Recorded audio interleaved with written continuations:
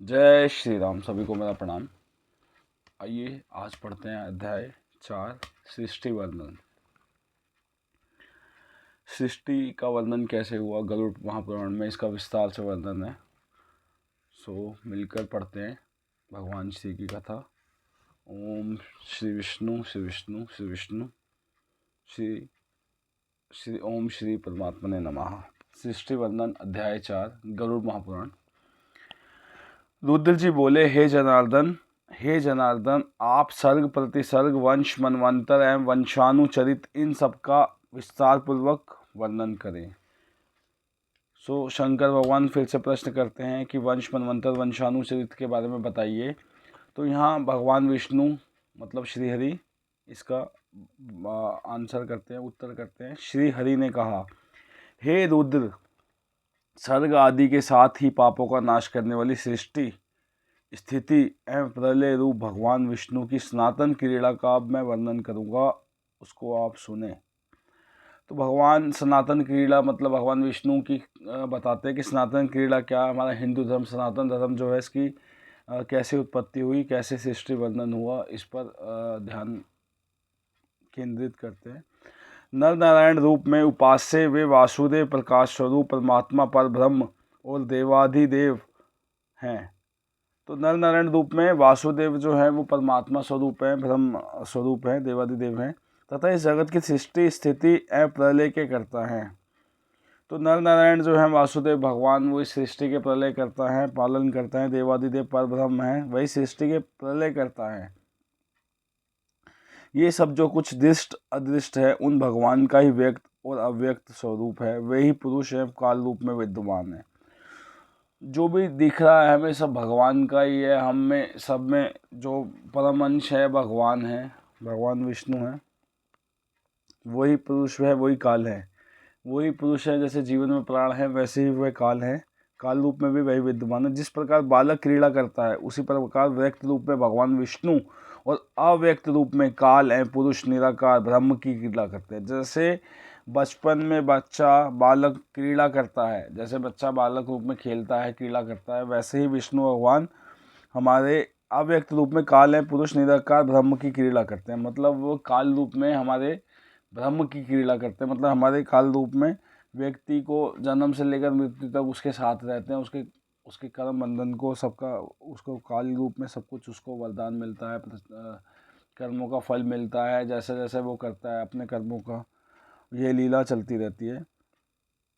उसी प्रकार भगवान विष्णु और व्यक्त रूप में ये क्रीड़ा करते हैं। उन्हीं लीलाओं को आप भी सुने। अब उस लीला के बारे में बताया जा रहा है कि जो भगवान विष्णु क्रीड़ा करते हैं वो कौन सी क्रीड़ा है।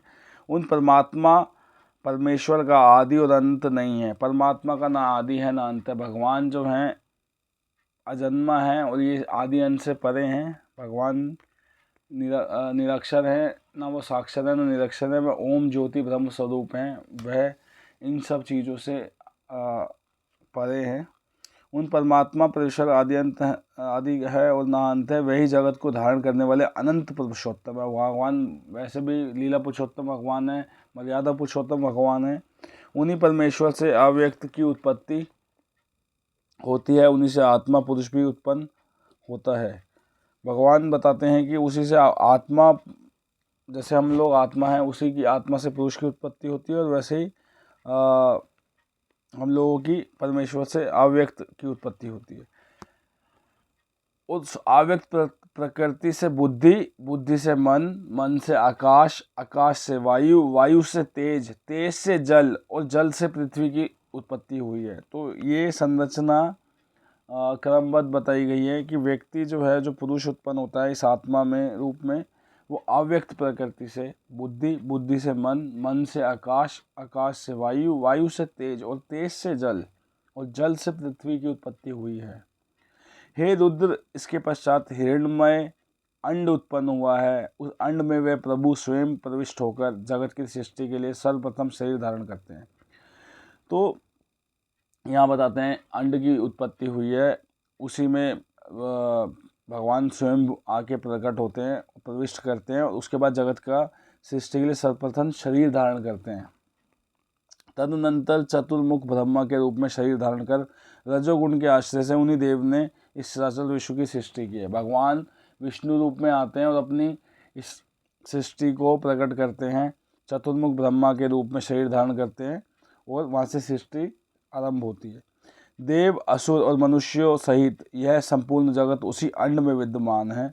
वही परमात्मा स्वयं सृष्टा ब्रह्म के रूप में जगत की संरचना करते हैं, विष्णु रूप में जगत की रक्षा करते हैं और अंत में संघर्ता शिव के रूप में वही देव संहार करते हैं।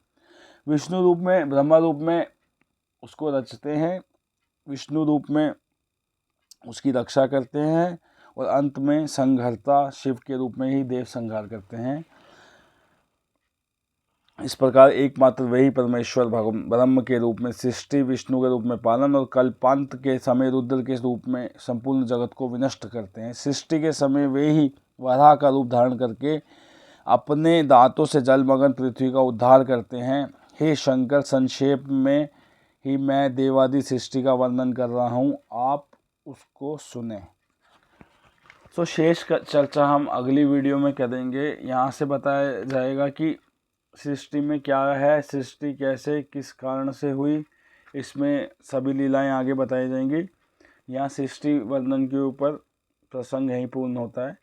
सृष्टि वर्णन के ऊपर अभी अध्याय है, इसको अगले शेष मूल रूप अगले अपने हमारे वीडियो में आपके साथ शेयर किया जाएगा। जो लोग गरुड़ पुराण नहीं पढ़ सकते वो हमारी वीडियो को सुन सकते हैं, अपना जीवन सफल बना सकते हैं। अगर आपके पास समय नहीं है तो आप ये सिर्फ वीडियो सुनकर अपने जीवन को बदल सकते हैं, जीवन में परिवर्तन ला सकते हैं, भगवान की भक्ति पा सकते हैं और अपने जीवन को सतमार्ग पर लगाकर प्रभु श्री राम, विष्णु, कृष्ण, राम, हरि उनके चरणों की भक्ति प्राप्त कर सकते हैं और उनके जीवन को, अपने जीवन को उनके जीवन से जोड़ सकते हैं। सभी को मेरा प्रणाम। जय श्री राम।